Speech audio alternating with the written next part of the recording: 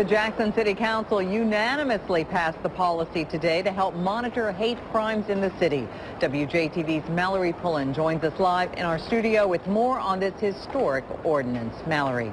Well, Melanie and Byron, in the wake of the Charleston, South Carolina massacre, the Jackson City Council put its stamp of approval to task the Jackson Police Department to keep a close record of hate crimes.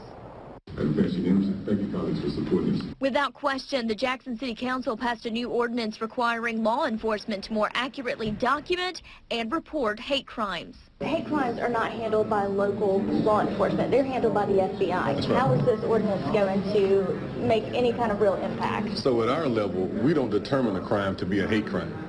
So what we do is we go through our normal process, but when it's determined by a higher level that this is a hate crime, now we document it to a deeper degree, retain the information, and we put it for further study so that we can become proactive. The last known hate crime in the state of Mississippi, the murder of James Craig Anderson. He was beaten and run over by a group of white teens in 2011.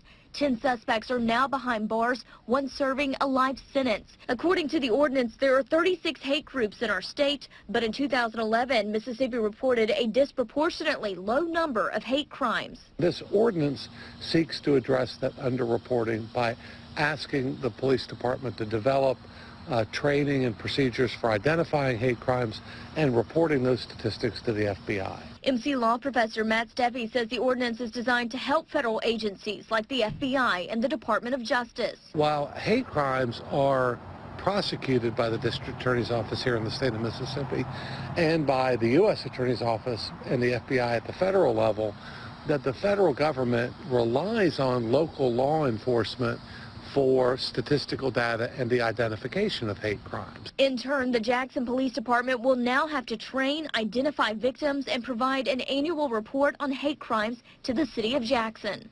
This is doing something about the issue. Instead of just talking about the issue or marching about the issue, this is doing something. Well, I reached out to Jackson Police Chief Lee Vance to get his thoughts on the new ordinance, but he would not comment. Mallory Pullen, WJTV News Channel 12. Thank you.